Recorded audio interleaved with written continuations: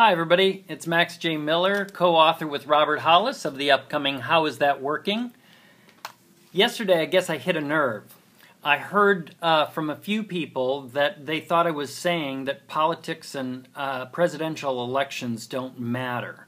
I certainly was not saying that. I think they matter, and I hope every one of you will vote if you're a citizen.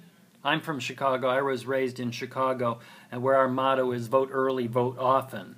But I hope everyone, if you're a citizen, will vote and take that responsibility very seriously. But what I was saying, and I stand by my assertion, is that your financial destiny is not determined by the outcome of a single presidential election.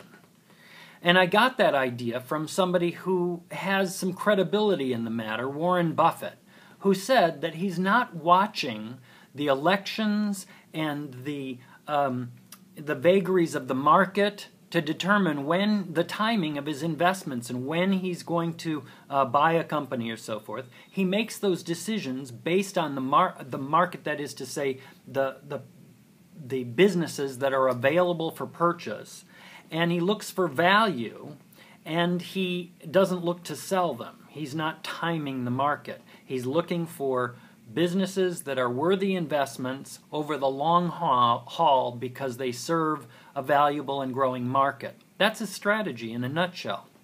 You can read The Warren Buffett Way and other books that will tell you that basic strategy of Warren Buffett, who's the most successful investor of all time.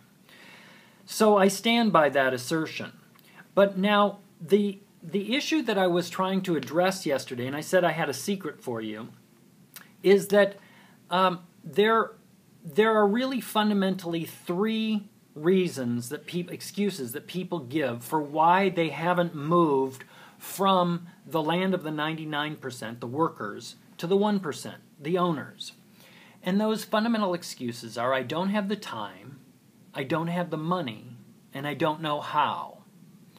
And I said, those excuses really don't make a difference, because everybody has the same amount of time. The resources are available for businesses to be built and grown if they're good, viable business ideas. Warren Buffett invests in businesses. That's where the resources come from, is from people who have the money. You don't need the money to start it. And fundamentally, the information is out there as well. So that's not what really makes a difference. But I said there is a secret. There is something that really makes a difference and completely alters the chances for you succeeding in that migration, in moving from the worker world to the owner world. And to set that up, you have to understand that if you were going to consider going into business for yourself, being in business, you would be thinking about things like, well, how would I do that? How am I going to build a business? And you would ask yourself, what kind of business am I going into? What business, what value am I going to provide the marketplace to build a customer base? And then the third question that you might ask is why?